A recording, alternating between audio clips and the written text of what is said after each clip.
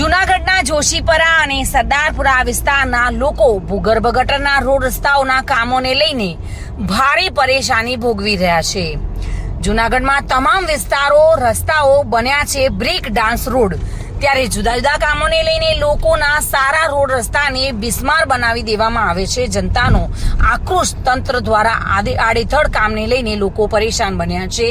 વિકાસના નામે રસ્તાઓ સારા હોય તેને તોડી પાડી અને એ જ પરિસ્થિતિમાં મૂકી દેવામાં આવે ત્યારે વિકાસ થાય છે, પણ ક્યાં એ પણ લોકો સમજી ચૂક્યા છે અને લોકો તો એ પણ જણાવી રહ્યા છે કે વિકાસશીલ જૂનાગઢના ધારાસભ્ય કે મેયર કોણ અને કેવા છે એ આ વિસ્તારના લોકોને દર્શન આપવા પણ ચૂંટણી બાદ આવ્યા નથી। ત્યારે વિકાસવંતા જૂનાગઢના રોડ રસ્તાની સમસ્યાઓ વહેલી તકે હલ કરવામાં આવે તેવી વિસ્તારના લોકો પ્રાર્થના કરી વહેલી તકે બને તેવી માંગ પણ કરી રહ્યા છે। ત્યારે જૂનાગઢના સરદારપુરા વિસ્તાર લોકોની એક સૂરની વેદના સાંભળી મીડિયા કર્મીઓનું પણ લોહી થીજી જાય તેવી પરિસ્થિતિ જોવા મળી હતી। ત્યારે સ્થાનિક લોકો અને વેપારીઓએ પોતાની વેદના રજૂ કરી હતી અને જણાવ્યું હતું કે અહીં ગટરમાં સારા પાઇપ કાઢી નવા પાઇપ નાખીને ચારે બાજુ ખોદકામ કરી લોકોને હેરાન પરેશાન કરવામાં આવી રહ્યા છે તેવું સ્થાનિક લોકોએ પોતાની વેદનામાં જણાવ્યું હતું।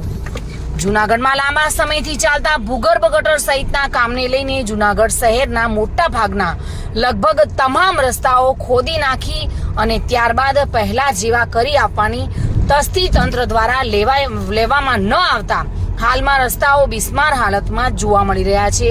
જેમાં જોશીપુરામાં આવેલા સરદારપરા વિસ્તારમાં છેલ્લા 10 દિવસથી ચાલતા ગટરના કામને લઈને દિવસ દરમિયાન અનેક વાહનો ફસાયા છે, તો નજીકમાં આવેલી કન્યા છાત્રાલય હોવાને લઈ વિદ્યાર્થીનીઓ પણ રસ્તાને લઈને સાયકલ સહિત વાહનો સાથે સ્લીપ થતા હોવાનું સ્થાનિકોએ જણાવ્યું હતું।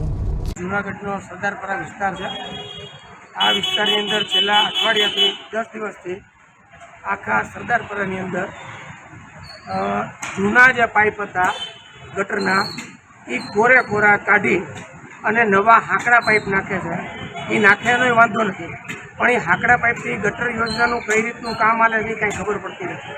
બીજી વાત કે આ ગટર ખોદવાને કારણે આખા રોડ રસ્તા ખોદી નાખ્યા છે અને બેસુમાર ખાડા ખબડા થઈ ગયા છે। કોઈ વાહન વ્યવહાર અંદર પ્રોપરલી હાલતો નથી, પ્રોપરલી કોઈ આયોજન નથી। ચારે બાજુ આડે ધડ ખોદી નાખવામાં આવ્યું અને ઊંચા નીચા રસ્તા થઈ ગયા, જેને કારણે રિક્ષાઓ ફસાઈ જાય છે। એવો ઘણી બધી ગરબડ અને ગોટડા થાય છે। બીજું 10 દિવસથી પબ્લિક પણ હેરાન થઈ છે, બેસુમાર હેરાન થઈ છે। પાછળ છાત્રાલય છે, એની અંદર છોકરીઓ પણ ઘણી બધી પડી ગઈ, હાલતા ચાલતા સાયકલ ચલાવતા સ્કૂટર ચલાવતા ઘણા બધા લોકો પણ પડી ગયા અને આ રીતની બેસુમાર પારાવાર તકલીફ થાય છે। એ ઉપરાંત અત્યારના જે વેપારીઓ જે બધા છે એના ધૂળના ડગરા ઉડીને સાફ કરીને થાકી જાય છે। અત્યારે એને કારણે ખબર નહીં હું તકલીફ ઊભો થાય એવું ભવિષ્યમાં એક તો કોરોના હાઈલો આવે છે ઓલરેડી, એમાં આ શ્વાસની એની બધી તકલીફો પેદા થવાની છે। હવે આ કામકાજ કઈ રીતનું કામકાજ ક્યાં ચાલે છે, મારા મત મુજબ બિલકુલ આયોજન વગરનું કામકાજ છે, ધર્મધડા વગરનું કામકાજ છે એવું મારું માનવું છે। સભ્ય ધારાસભ્ય કોણ છે એ કદાચ મને તો ખબર નથી, અને ખબર હોય તો કોઈ આવ્યા નથી ચોખ્ખીના ચટમાં, અને કોઈ આવતા હોય તો એ બધા વાતું કરે છે।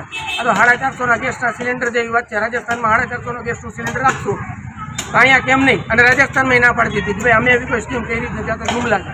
એટલે મારો કહેવાનો ભાવાર્થ તો ઠીક છે, બીજી વાત છે, પણ સરકાર કઈ રીતે કામ કરવા માગે છે એ સમજાતું નથી।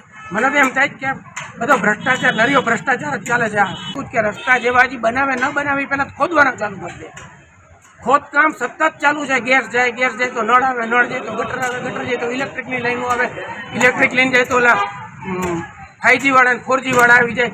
કોણ જાણે ખોદ સિવાય કોઈ કામ જ નથી। રાવલિયા મધુ સાથે bureau report, today Gujarati news.